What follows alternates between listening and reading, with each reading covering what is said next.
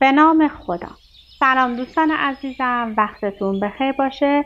پادکست صدای سکوت امروز رو با کتاب زیبایی در حوزه موفقیت شروع میکنیم. کتاب 12 ستون موفقیت نوشته جیم ران و کریس وایتنر، مترجم آقای امیرحسین مکی هستند و انتشارات نسل نواندیش در تهران این کتاب رو چاپ کرده. به نام خداوند جان و خرد، نوشته ای از مولا علی. علم و دانش برای انسان جمالی است که از هیچ کس پوشیده نیست، نسبی است که هرگز مورد جفا قرار نمیگیرد. این کتاب در سال 1401 به چاپ 24 رسیده و چاپ 24 این کتاب هستش که در اختیار منه.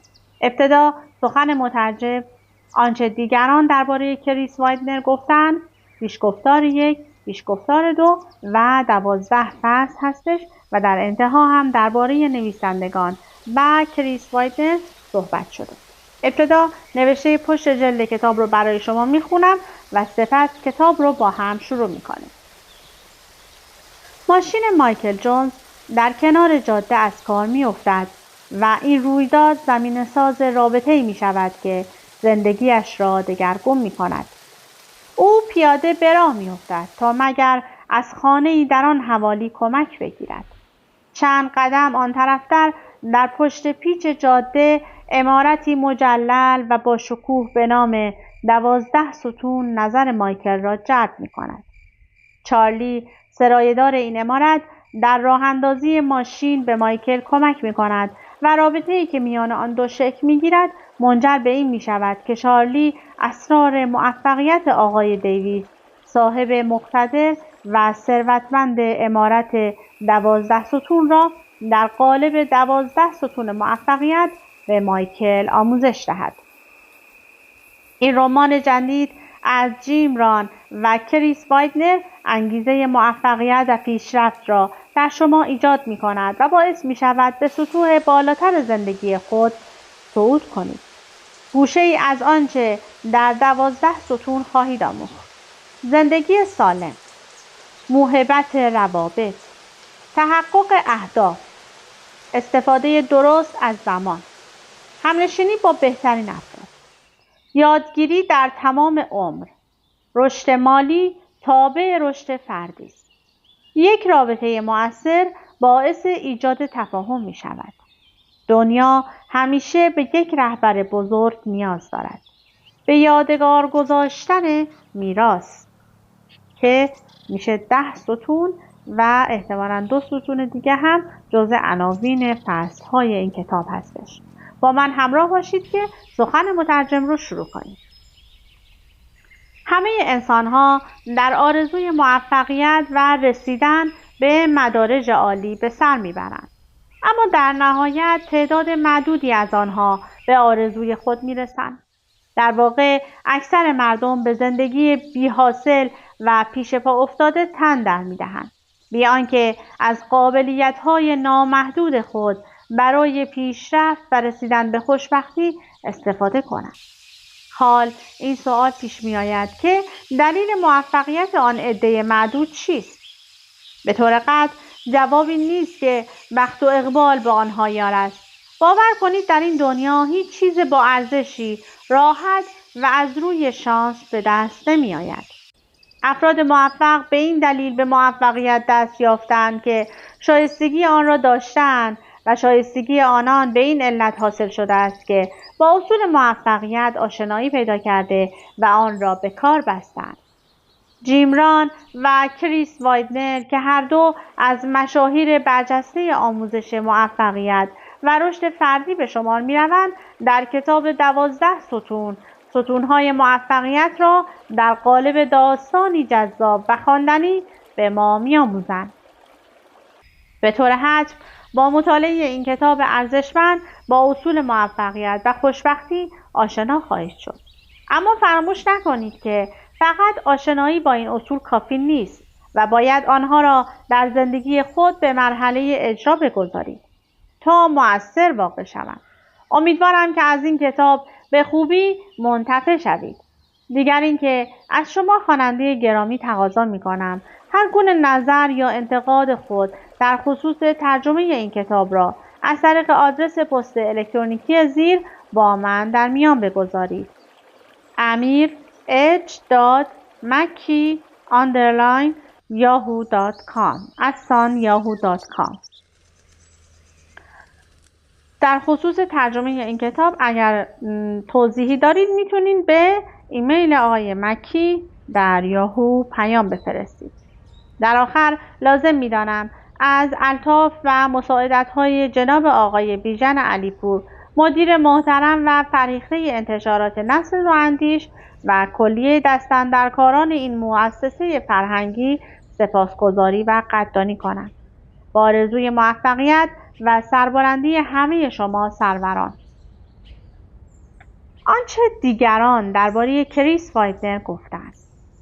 من که سخنرانی در جمعیتی بالغ بر 3000 تن را تجربه کردم، میتوانم به شما بگویم که در حال حاضر کریس وایتنر یکی از بهترین سخنرانان امریکاست. محتوای سخنرانی‌های او فوق‌العاده است و به شدت به شنونده انگیزه می‌دهد. او مردی شوخ‌طبع، تیزهوش و صریح است. مطمئنم که شما هم از او خوشتان خواهد آمد. برایان تریسی نویسنده قورباغه را قورت بده. کارمندان ما به شدت مجذوب کریس و مطالب خردمندانه‌اش شدند. او مردی کاردان و جالب است و تعالیم وی کمک‌های شایان توجهی به ما کرد. من و اعضای تیم فروش سازمانم به او ایمان کامل داریم. فیل کاستیلو، مدیر نورتن چنز سیسکو سیستمز. کریس وایتنر آمیزه ای از استعداد، فن بیان، پیام‌های نو، ذکاوت و توانایی است. او یکی از اسطوره‌های جدید سخنرانی در تریبون‌های جهانی است. دنیس ویسلی نویسنده بذرهای عظمت. کریس وایتنر سخنرانی مقتدر، دانا و موفق است. او به طور قطع می‌تواند شما را به سطوح بالاتر زندگی شخصی و حرفه‌ای ارتقا دهد. کوین مدر، مدیر تیم سیاتل میرنرز. کریس وایتنر یک پدیده است. شکیبایی، دانش و توانایی او در برقرار کردن ارتباط با مخاطبین خارق‌العاده است. کریس کارت عالی است. جیم ران نویسنده 5 قطعه اصلی از پازل زندگی. آنچه دیگران درباره جیم ران گفتند. من از صمیم قلب بر این باورم که جیم ران انسانی خارق‌العاده است و هر کسی که با فلسفه او آشنا شود می‌تواند کیفیت زندگی خودش را بهبود ببخشد. به طور قطع او تأثیر مثبتی در شکل‌گیری و هدایت فلسفه من در زندگی داشته است. آنتونی رابینز نویسنده موفقیت نامحدود در 20 روز. جیم ران استاد انگیزه است. فلسفه، شیوه نگارش، جاذبه و شیرینی کلام او انسان را مسحور می‌کند و سخنانش تأثیرگذار و گیراست. به نظر من او سرآمد و بزرگ سخنرانان است. اگر همه حرف‌های دوست خوبم جیم ران را می‌شنیدید، دنیا گلستان می‌شد. مارک ویکتور هانسن از نویسندگان سوپ جوجه برای روح. جیم ران گنجینه ملی و یکی از بزرگترین سخنرانان موفقیت است. چرا؟ چون عقایدش کارآمد و مؤثر است. عقاید او به قدری کارآمد است که یک نسل تمام از مربیان رشد و پرورش فردی جیم را استاد مسلم می‌دانند. ویک کنند رئیس سازمان نایتینگان کنند. من از سال 1972 افتخار شاگردی جیم ران را داشتم. او بزرگترین متفکری است که تا به حال دیدم. لنس بران نویسنده آینده تان را انتخاب کنید. جیم ران یکی از برجسته ترین سخنوران و استادان ایجاد انگیزه است. فن بیان و شیوه نگارش او باعث شده است که یک سر و گردن از سایرین بالاتر باشد. هارون مکی نویسنده با کوسه ها شنا کن بی آنکه زنده قورتت بدهند. جیم ویل راجرز عصر جدید است. دانش و شناخت او از موفقیت باعث موفقیت و خوشبختی هزاران تن شده است. نمیدانم چطور تاکید کنم که آشنایی با جیمران برای شما یک ضرورت است. تام هاپکینز، نویسنده چطور در هنر فروش خبره شویم. پیشگفتار 1. یکی از بزرگترین تحسین‌های کتاب حال از من شده است از طرف دوستی بود که می‌گفت درس‌هایی که من پیرامون زندگی و رهبری آموزش می‌دهم بر حسب مد روز نیستند که پس از چندی کهنه شوند، بلکه حقایق ماندگار و ابدی هستند. من نیز معتقدم که اصول موفقیت حقایقی جهانی و زوال ناپذیرند و مردان و زنان همه نسل‌ها و ادوار می‌توانند از آنها در زندگی خود بهره گیرند و به واسطه آنها در کلیه سطوح زندگی به موفقیت دست یابند. به همین دلیل است که من احترام زیادی برای جیمران قائلم و همکاری با او در نگارش 12 ستون سعادت بسیار بزرگی برای من محسوب می شود. این کتاب حقایقی جاودانه را آموزش می دهد. جیم یکی از استادان بزرگ آموزش انگیزه در دوره ماست. بیش از 40 سال است که در سفرهای خود به گوشه و کنار جهان اصول و فلسفه مربوط به 12 ستون موفقیت را تدریس می کند. باعث افتخار من است که توانستم در کنار او این درس‌ها را در قالب داستانی درآورم تا نسل‌های آینده نیز بتوانند از دانشی که جیم در اختیار مردم سراسر جهان می‌گذارد بهره‌مند شوند.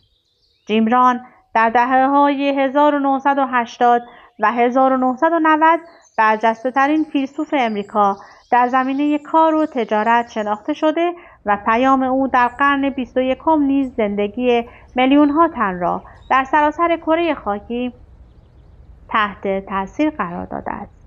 سرشناسترین تجار، سخنرانان و نویسندگان در میان این افراد قرار دارند، هنگامی که او در تابستان 2004 جایزه استاد تاثیرگذار انجمن سخنرانان ملی را از آن خود کرد. این جایزه بالاترین نشان قدردانی از سخنرانان است. دریافتم که سخنان جیم چه تأثیر بسزایی در شکل دادن افکار و عقاید کسانی دارد که به نوبه خود افکار و عقاید میلیون‌ها تن را در گوشه و کنار دنیا شکل می‌دهند. بنابراین خواه از طریق این کتاب برای اولین بار با جیمران آشنا می‌شوید و خواه کارهای او را پیش از این خوانده یا شنیده اید، از شما دعوت می‌کنم تا از درس‌های او در قالب 12 ستون موفقیت لذت ببرید. به واقع این حقایق زوال ناپذیرند و اگر آنها را دنبال کنید به طور قطع شما را به سوی زندگی بهتر هدایت خواهند کرد. همچنان که هر یک از این درس‌ها را می‌خوانید از خود بپرسید که چگونه می‌توانید این حقایق را در زندگی خود اعمال کنید. این حقایق را به کار گیرید تا تأثیر معجزه‌آسای آن را در زندگیتان تجربه کنید. لذت ببرید. کریس وایتنر. 2. اثر برجسته دیگر از کریس وایتنر که توسط انتشارات نسل نواندیش منتشر شده است: فرشته درون و هنر تاثیرگذاری. اما پیشگفتار 2. اغلب کسانی که در سمینارهای من شرکت می‌کنند از من می‌پرسند که به چه دلیل با این سن و سال به گوشه و کنار جهان سفر می‌کنم و به تدریس و سخنرانی‌های خود ادامه می‌دهم. پاسخ من به همین سادگی است: تا یادگاری از خود بر جا بگذارم. اگر ممکن است لحظه‌ای با من تجسم کنید. مدت‌ها پس از درگذشت من کسی در یک انباری یا گوشه‌ای جعبه خاکی و غبارآلود را که حاوی کتاب‌های کهنه و قدیمی است جستجو می‌کند. در این بین یکی از کتاب‌های من به چشمش می‌خورد. مطلبی روی جلد آن کنجکاوی‌اش را تحریک می‌کند و تصمیم می‌گیرد تا آن را ورق بزند. پس گرد و خاک روی آن را فوت می‌کند و سپس ورق‌های آن را با نگاهی سرسری از نظر می‌گذراند. ناگهان روی جمله خیره می‌شود و شروع به خواندن آن می‌کند. همچنان که می‌خواند جملات تاثیرگذار از درون صفحه کاغذ به ذهن وی منتقل می‌شود و تصوری در او به وجود می‌آورد اینکه میتواند به چه کسی یا چه چیزی تبدیل شود، چه زندگی برای خود رقم بزند و چگونه رویاهایش را محقق کند. در آن لحظه جرقه‌ای در ذهن وی شکل می‌گیرد و معجزات رخ می‌دهند. دلیل من همین است. من و کریس وایتنر با همین انگیزه 12 ستون را به شما عرضه کرده ایم.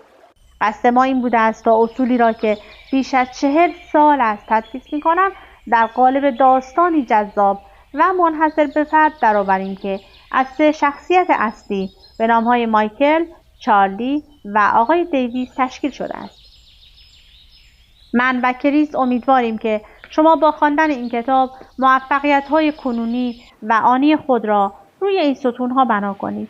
اما درخواست دیگر من از شما این است که وقتی ستون‌های موفقیت را به خوبی فرا گرفتید، آنها را به نوبه خود به دیگران نیز آموزش و تعلیم دهید و میراثی ارزشمند از خود به یادگار بگذارید. به این ترتیب این احساس رضایت در شما نیز ایجاد می شود که از مواهب خردمندانه و در جهت سعادت و پیشرفت خود، خانواده، جامعه و حرفه‌تان در سفر زندگی استفاده کرده اید. با آرزوی موفقیت شما، جیم ران. اما در انتهای کتاب هم درباره نویسندگان توضیح آورده که اونها برای شما میخونم و کتاب رو با هم شروع میکنیم. جیم ران، فیلسوف سرشناس دنیا در زمینه کار و تجارت. جیم ران سالهاست که به عنوان یکی از بزرگترین متفکرین عصر ما مورد ستایش و تقدیر قرار گرفته است و نسلی از استادان رشد فردی را آموزش، تعلیم و پرورش داده است. همچنین صدها نفر از مدیران اجرایی معتبرترین سازمان‌های امریکا از دانش او بهره می‌جویند. بیش از 40 سال است که جیم ران کانون تعالیم خود را روی مبانی رفتار بشر که بیشترین تأثیر را بر پیشرفت فردی و کاری افراد بر جا می‌گذارد متمرکز کرده است. جیم ملاکی برای سنجش سایر استادان انگیزه به شمار می‌رود. او این قابلیت ویژه را دارد که می‌تواند بینش‌های عمیق و خارق‌العاده را در قالب اصول و وقایعی ساده و معمولی مطرح کند و به واسطه همین خوانندگان و شنوندگان تعالیم وی شیفته و مسحور سخنان او می‌شوند. سمینارهای جیم ران در سطح اروپا، آسیا، استرالیا، افریقا و همچنین در شهرهای مهم امریکای شمالی برگزار می شود. او عضو انجمن سخنرانان ملی امریکاست. او در سال 1985 جایزه CPAE را برای مهارت در اجرا و سخنرانی از آن خود کرد. همچنین در سال 2004 موفق به دریافت جایزه استاد تاثیرگذار انجمن سخنرانان ملی شد. اما در مورد کریس وایتنر. کریس وایتنر نویسنده بزرگ، سخنرانی توانا و یکی از مشاهیر دنیای تجارت است. وی از سال 1988 سخنرانی‌های حرفه‌ای خود را در زمینه‌های موفقیت در زندگی شخصی و کاری شروع کرده است. سازمان‌ها و مؤسسات بزرگ و معتبر امریکایی نظیر جنرال الکتریک و سیسکو سیستمز و نیز دانشکده بازرگانی هاروارد به دفعات از سخنرانی‌های ارزشمند وی در مباحث موفقیت و مدیریت منتفع شدند. اساطیر موفقیت و رشد فردی همچون زیگ زیگلار، جان مکسول، برایان تریسی، جیم ران و دنیس ویتلی آثار کریس وایتنر را ستودند و بسیار او را رهبر نسل جدید متخصصان رشد فردی به حساب می‌آورند. او خالق کتاب‌های ارزشمندی همچون فرشته درون و هنر تاثیرگذاری است. آثار این نویسنده بارها توسط منتقدان ادبی و استادان اندیشه و تفکر نوین ستوده شده‌اند و در زمره پرفروش‌ترین‌ها در سطح امریکا به شمار می‌روند. خب با من همراه باشید تا در این زمانی که مونده کتاب رو با هم شروع کنیم. فصل اول، برخورد اتفاقی. اوضاع فقط وقتی عوض می شود که خودت عوض شوی. با دست روی داشبورد ماشینش کوبید و گفت نکبت، این ماشین لعنتی جونم رو به لبم رسونده. زندگی مایکل جونز در همین خلاصه میشد: نکبت و دیگر اینکه جانش به لبش رسیده. 40 سال از عمر او میگذشت. 15 سال پیش با همسرش ازدواج کرده بود، اما اکنون نمیدانست که چطور با او ارتباط برقرار کند. دارای 2 فرزند بود که شناختی از آنها نداشت. به این موارد شغلی را نیز اضافه کنید که از طریق آن به سختی مخارج زندگیش را تامین می‌کرد. حال نتیجه چه می‌شود؟ 1 کلمه: نکبت. چه بلایی سر زندگی او آمده بود؟ در دوران کالج او و همسرش امی رویاهای زیادی در سر داشتند. زندگی پیش رویشان بود و هیچ چیز برایشان غیر ممکن به نظر نمی رسید. آنها سرشار از قابلیت و توانایی بودند و میخواستند خیلی کارها بکنند، اما حالا خیلی با آنچه میخواستند فاصله داشتند. مایکل عاشق امی بود، اما این عشق آنطور که باید پیش نرفته بود. به مرور زمان میان آنها شکاف ایجاد شده بود و اکنون او نمیدانست که چطور میتواند اوضاع را رو به راه کند. فرزندان او هم خوب بودند، اما رابطه او با آنها نیز صمیمانه و همچون خانواده‌های عادی نبود. و شغل او به طور قطع آن چیزی نبود که میخواست. مردی با سن و سال او فقط $40,000 در سال درآمد داشت. همین و بس. نه مزایایی و نه ارتقایی. هیچ وقت فکر نمی‌کرد که روزی کارش به اینجاها بکشد. اما این اتفاق افتاده بود و او گرفتار و اسیر شده بود. اسیر شغلی که به بنبست منتهی می‌شد و روابطی آشفته و نابسامان. این خوشبختی و موفقیتی نبود که او و امی آرزویش را داشتند. اما زندگی او در شرف تحول بود. پس از ورزش‌های ممتد بالاخره موتور ماشین خاموش شد. قراضه لعنتی در پی این ناسزا ماشین را به کنار جاده هدایت کرد. او داشت به سراغ یکی از مشتری‌های شرکت می‌رفت و تا به حال از این جاده گذر نکرده بود. این مسیر یک جاده کمربندی پرپیچ و خم بود که همچون میانبری 2 جاده اصلی را به هم وصل می‌کرد. در طول این مسیر خانه‌های زیادی به چشمش نخورد. مایکل از ماشین خارج شد و گشتی دور و بر آن زد. البته قصد او از این کار این نبود که عیب و ایراد آن را برطرف کند، چون چیزی از ماشین سرش نمی‌شد. او فقط بلد بود باک آن را پر بنزین کند و به آن استارت بزند. همین. با خود گفت دودی ازش بلند نمیشه، پس بدون شک نشونه خوبیه. کاپوت را بالا زد و نگاهی به موتور آن انداخت. به نظر می رسید همه سیم‌ها وصل هستند. همه درپوش‌ها سر جای خودشان بودند. نمیدانست چه کار باید بکند. با خود فکر کرد کاش یه واحد مکانیکی تو دبیرستان برمی داشتم. دستش را داخل جیب کتش کرد تا تلفن همراهش را بیرون بیاورد. خیال داشت به مکانیکی که میشناخت زنگ بزند و از او کمک بگیرد. اما وقتی چشمش به گوشی افتاد، آه از دهانش برخاست. اثری از سیگنال آنتن نبود. با صدای بلند گفت به خشکی شانس، آدم رو میفرستن ما گوسفند رو شبیه سازی میکنن، اما ارزه ندارن یه شبکه درست و حسابی را بندازن تا آدم اینطور تو دردسر نیفته. به اطراف نگاهی انداخت تا ببیند از کدام طرف راهی شود. حدود 200 قدم جلوتر پیچی در جاده بود، به طوری که او نمیتواند جلوتر را ببیند. پس تصمیم گرفت به آن سمت برود تا شاید در پشت آن پیچ خانه‌ای به چشمش بخورد. همچنان که راه میرفت به سنگ‌های کنار جاده لگد می‌زد. ناامید، تنها و وامانده. اینها همان احساساتی بودند که اینک و به طور کلی در زندگی داشت. به محض اینکه مایکل از پیچ گذشت، با منظری مواجه شد که تا به حال جز در مجلات و تلویزیون نظیر آن را به چشم ندیده بود. معرکت. در برابر مایکل زیباترین خانه قرار داشت که تا به حال دیده بود. شاید خانه کلمه مناسبی برای توصیف آن نباشد. در کنار جاده دروازه بزرگی دیده میشد و در امتداد آن حصاری زیبا از آجر و نرده دست کم به طول 150 متر کشیده شده. ارتفاع دروازه نزدیک به 3 متر می رسید. در پشت دروازه خانه‌ای با مساحتی بالغ بر 3000 متر مربع به چشم می‌خورد. ساختمان ویلایی مجلل و سفید رنگی با ایوانی متشکل از 12 ستون. به وضوح مشخص بود که چرا روی تابلوی کنار دروازه نام 12 ستون برای این ملک انتخاب شده است. منظره با شکوهی بود. مایکل چند دقیقه در جلوی دروازه ایستاد و محو تماشای زیبایی عمارت شد. بالاخره به خودش آمد و به یاد ماشینش افتاد. خانه دیگری در آن حوالی دیده نمیشد، اما در عین حال نمیدانست چطور میتواند وارد این خانه شود.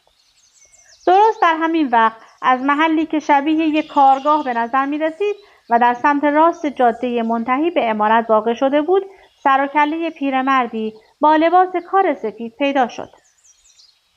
پیرمرد به سمت دروازه آمد. وقتی به 25 قدمی دروازه رسید گفت: مرد جوان، میتونم کمکت کنم؟ اوه بله، منظورم اینه که امیدوارم. ماشینم خراب شده و من نمیتونم از کسی کمک بگیرم. آخه تلفن همراه هم اینجا کار نمیکنه. میتونم از اینجا یه تلفن بزنم؟ خب چرا نمیذاری اول من نگاهی به ماشینت بندازم؟ شاید بتونم ردیفش کنم. مایکل حدس زد که شاید پیرمرد حدود 70 سال داشته باشد. قد او حدود 180 سانتی متر میشد و اندامی موزون و متناسب داشت. با یک نگاه میشد فهمید که او سرایه‌دار این ملک است. پیرمرد با فشار دکمه ریموتی که از داخل لباس کارش بیرون کشید دروازه را باز کرد. وقتی بیرون آمد از مایکل پرسید که ماشینش کجاست. مایکل در حالی که به جاده پشت سرش اشاره میکرد گفت درست پشت اون پیچه. پیرمرد دست خود را دراز کرد و گفت اسم من چارلیه. اسم تو چیه؟ من مایکل هستم. از ملاقات تو خوشبختم. همچنان که به سمت ماشین میرفتن چارلی پرسید شغلت چیه؟ فروشندگی. کاروبارت خوبه؟ نه، تعریفی نداره. پیرمرد لحظه‌ای سکوت کرد و سپس پرسید زن و بچه هم داری؟ بله، زن و 2 بچه. خب خوبه. وقتی به ماشین رسیدن چارلی کاپوت را بالا زد و با سیم‌ها و قطعات موتور برگشت. سپس گفت بذار یه استارت بزنم. مایکل سوئیچ را به چارلی داد و او چند بار سوئیچ را گرداند، اما ماشین استارت نخورد. با اینکه درجه بنزین نشان میداد که باک تا نیمه پر است، اما چارلی گفت که درجه خراب است و چون ماشین مایکل بنزین تمام کرده است روشن نمی شود. خب همه چیز رو به راه به نظر میرسه. واسه همین فکر میکنم درجه بنزین ماشینت خرابه و بنزین تمام کردی. بیا بریم کمی بنزین از کارگاه بیاریم. مایکل فکر نمیکرد که اشکال کار این باشد، اما چاره دیگری نداشت و از این رو گفت باشه بریم. آنها به سمت کارگاه برگشتند. وقتی از دروازه وارد ملک شدند مایکل از خانه و صاحبش پرسید ببینم صاحب این خونه کیه؟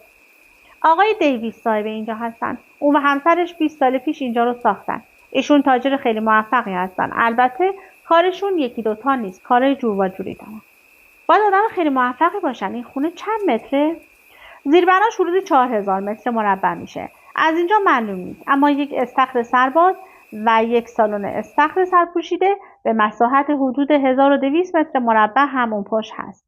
به علاوه یک کلبه مخصوص مهمانها که حدود 500 متر مربع. مایکل گفت عجب، باید خیلی پولدار باشه. بله همینطوره، اما آقای دیویس فقط پولدار نیستن. ایشون تو همه جنبه‌های زندگیشون موفقن. زندگی که فقط پول نیست. مایکل گفتن این حرف واسه کسی آسونه که پول داشته باشه. میفهمم چی میگی، اما آقای دیویس قبل از این که پولدار بشن هم آدم موفقی بودن. اون ستون‌ها رو جلوی ایوون خونه میبینی؟ هر کدومش نشانگر یکی از جنبه‌های موفقیته که به قول آقای دیویس در زندگی اهمیت داره. ایشون عمارت رو به این شکل ساختن تا نمادی باشه برای فلسفه‌شون درباره زندگی. راستی خیلی جالبه. در همین وقت به کارگاه رسیدن. چارلی پرسید یه فنجون قهوه میل داری؟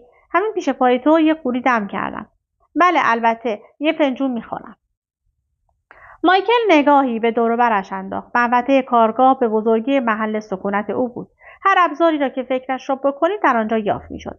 قهوه چطور باشه؟ مایکل جواب داد اوه بدون شیر خواهش میکنم. چارلی قهوه را ریخت و آن را برای مایکل آورد. بفرمایید. متشکرم.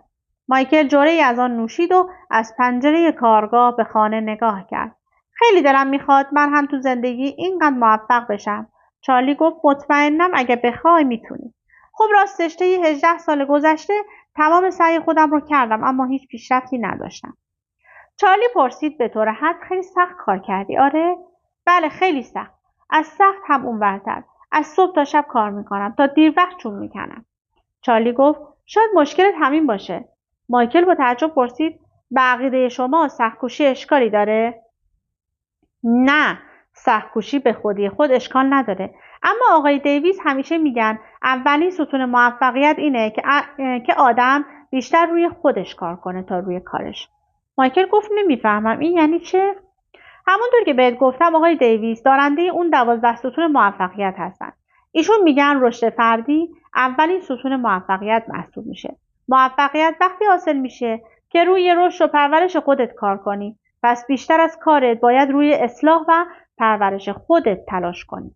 اما من همیشه شنیدم که میگن اگه سخت کار کنی و تمام فکر و ذکرت روی صرف کارت کنی، عاقبت پیشرفت میکنی. این درست نیست؟ نه به طور کامل. ببین، اگه توی شرکت کار کنی، حقوق تو متناسب با کار و سطح مهارت توست. بنابراین هر قدر هم که کار کنی اضافه کاری بایستی و زحمت بکشی تا زمانی که سطح مهارتت افزایش پیدا نکنه توی همون قسمت باقی میمونی و از ترفیع و درآمد بیشتر خبری نیست. پس چطور میتونم ترقی کنم؟ باید روی خودت کار کنی. مایکل جرعه دیگر قهوه نوشید و گفت هنوز مطلب رو نگرفتم. چارلی گفت باشه. بذار بیشتر توضیح بدم. گفتی توی قسمت فروش هستی؟ آره؟ بله.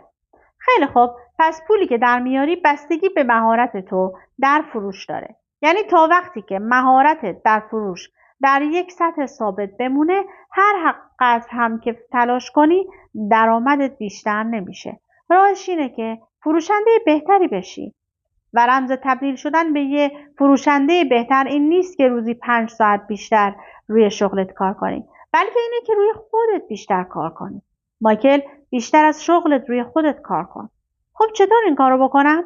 کتاب بخون، در سمینارها شرکت کن، سرگذشت فروشندگان موفق رو مطالعه کن و بعد این اطلاعات رو به کار بگیر.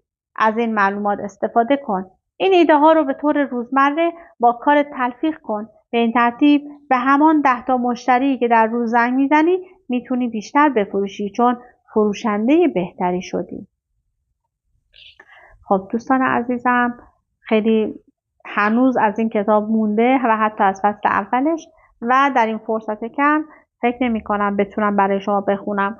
امیدوارم اگر از روایت و نثر این داستان و این کتاب خوشتون میاد تهیه کنید و تا انتها بخونید. از اینکه با من همراه بودید سپاسگزارم. تا وایس بعدی، خدا نگهدارتون.